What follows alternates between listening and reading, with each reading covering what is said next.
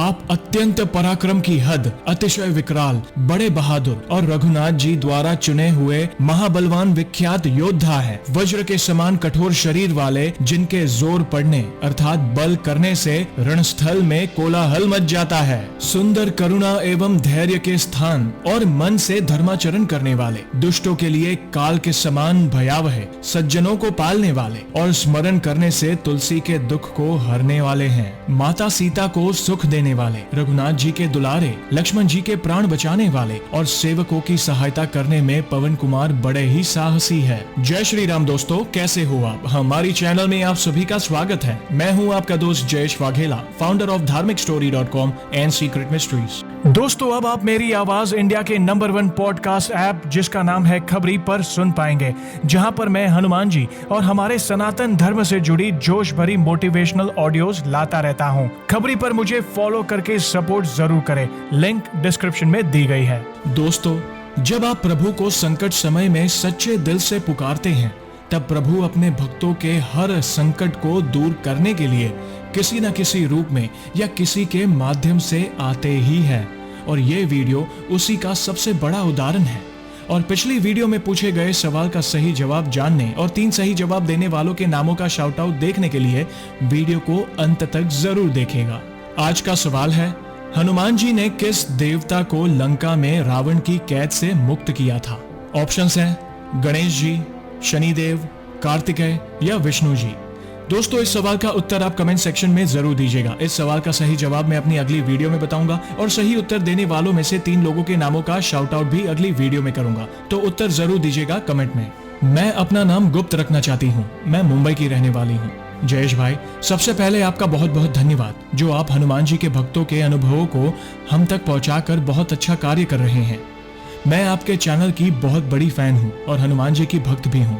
आज मैं भी हमारे साथ हुई हनुमान जी के चमत्कार से जुड़ी सच्ची घटना आपसे शेयर करना चाहती हूं। मैं जब छोटी थी तब गांव में पहाड़ पर हमारी देवी माता है। हम सब छोटे बच्चे पेरेंट्स के साथ जाया करते थे। तब वहां पे देवी माता के मंदिर से कुछ ही दूर हनुमान जी का भी छोटा सा मंदिर है। लेकिन बचपन से मुझे बताया गया था कि लड़कियां हनुमान जी के दर्शन नहीं कर सकती। अगर हम उनके दर्शन करें तो वे हमें दंड देते हैं, क्योंकि वे बाल ब्रह्मचारी है। शुरुआत में तो मैं बहुत डरती थी उनके पास जाने के लिए, लेकिन जैसे जैसे मैं बड़ी होती गई, मुझे समझ आया कि भगवान क्यों किसी का बुरा करेंगे, क्यों वे अपने भक्तों में भेदभाव करेंगे। इसलिए मैं अकेले ही सही पर दूर से प्रभु के दर्शन कर लेती थी और प्रभु के दर्शन करके मन को बहुत सुकून मिलता था। फिर मैंने एक हॉरर मूवी देखी थी, जिसमें मैंने देखा कि कैसे हनुमान जी की भक्ति से नकारात्मक ऊर्जा दूर होती है। बस उसके बाद जब भी मुझे डर लगता तो मैं हनुमान जी के नाम का स्मरण कर लेती थी और फिर मैं शनिवार के दिन हनुमान जी के मंदिर भी जाती थी। मन में कुछ नहीं था, बस दिल से प्रभु की भक्ति करती थी। फिर कुछ समय बाद मेरी जॉब लग गई। मुझे फिर टाइम नहीं मिल पाता था और सब बंद हो गया। इस बीच मुझे जब भी डर लगता तो हनुमान चालीसा याद करने का प्रयास करती, पर कुछ याद ही नहीं रहता था। सिर्फ शुरुआत की 4 पंक्तियां याद रहती थी। मैं हनुमान जी की सच्ची भक्त तो लॉकडाउन के दौरान बनी। पहले मैं हनुमान चालीसा का पाठ हर रोज नहीं करती थी, पर लॉकडाउन के समय मुझे पता ही नहीं चला कि कैसे मुझे प्रभु पर अटूट विश्वास हो गया। पहले लॉकडाउन के समय की बात है। मेरे हस्बैंड को जॉब के लिए हर रोज दूर तक सफर करना पड़ता है। अपने ऑफिस तक पहुंचने के लिए बस से उनको 2.5 घंटे लगते थे, वो भी 3 बस बदलने के बाद। मैं आपको बताना भूल गई कि मेरी जॉब हम जहां रहते हैं वहीं नजदीक ही थी और मुझे प्राइवेट व्हीकल भी मिली थी, तो मुझे ट्रैवलिंग की कोई प्रॉब्लम नहीं थी। पर मेरे हस्बैंड के लिए मैं बहुत परेशान थी। मेरे इन लॉज जहाँ रहते हैं वहां से मेरे हस्बैंड की ऑफिस सिर्फ 6 किलोमीटर दूर थी, तो मैंने उन्हें कहा कि आप वहां रहो और हफ्ते की छुट्टी में यहाँ आ जाओ। शुरुआत में तो वे ना बोले, पर कोविड के चलते उन्होंने हाँ बोल दिया।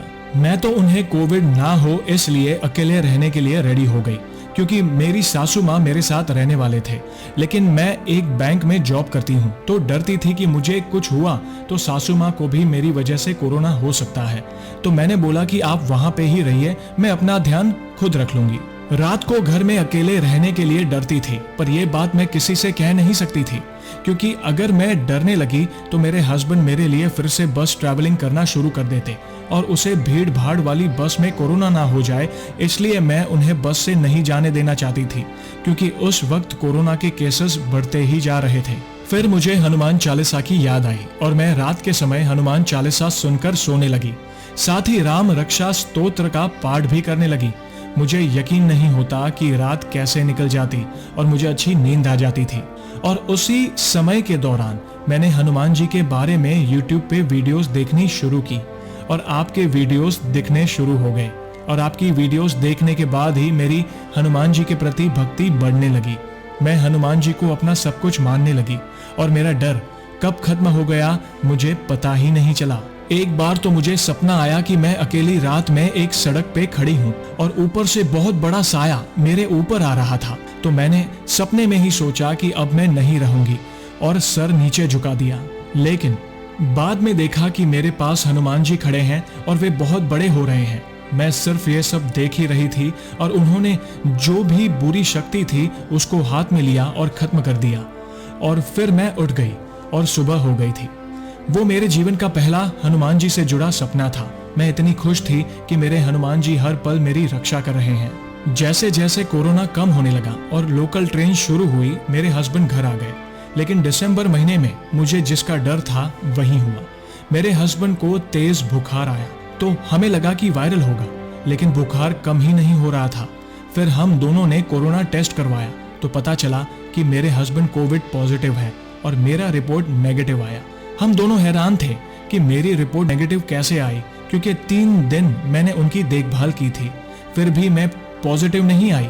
पर मुझे पता था कि ये क्यों हुआ। ये मेरे बजरंगबली की ही कृपा थी मुझ पर। फिर मेरे हस्बैंड को नॉर्मल कोरोना सेंटर में क्वारंटाइन किया गया।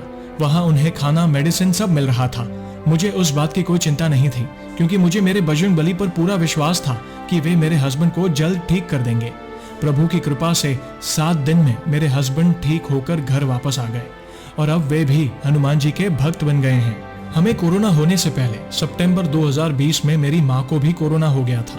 मेरे पेरेंट्स मेरे भाई भाभी के वर्क फ्रॉम होम होने के कारण मुंबई से गांव चले गए थे।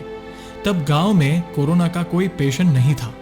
गांव में उनके 4 महीने अच्छे से गए, लेकिन बाद में मेरी माँ को खाली ककड़ी खाने से सर्दी हुई, कफ हुआ और फिर बुखार आ गया। गांव के डॉक्टर की मेडिसिन से कोई फर्क नहीं पड़ा। मम्मी की खांसी इतनी बढ़ गई थी कि डॉक्टर ने शहर जाकर टेस्ट करवाने को कहा। टेस्ट में मम्मी को निमोनिया आया, पर मेडिसिन से कोई फायदा नहीं हुआ। उनकी खांसी बढ़ती ही जा रही थी। हम सब डर गए थे।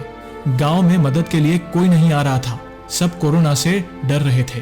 फिर मेरे पापा के एक दोस्त मदद के लिए आए और उनकी कार में मेरी पूरी फैमिली मुंबई आ गई। माँ की हालत बुरी थी, लेकिन वो अंकल डरे नहीं और उन्होंने हमारी बहुत मदद की। तभी वो ही हमारे लिए हनुमान जी थे जो हमारी मदद के लिए आए थे। तब मैं और मेरा भाई माँ की अच्छी सेहत के लिए हनुमान चालीसा का पाठ करने लगे थे। माँ को एक अच्छे हॉस्पिटल में एडमिट किया गया, पर वहां पर भी एक दिक्कत थी। हॉस्पिटल में एडमिट कराने से पहले माँ का कोरोना टेस्ट कराना था। फिर माँ का कोरोना टेस्ट नाक से किया गया जो नेगेटिव आया। फिर सिटी स्कैन किया गया जिसमें कोरोना के सिम्टम्स दिख रहे थे। फिर गले से टेस्ट किया गया और वो रिपोर्ट पॉजिटिव आया।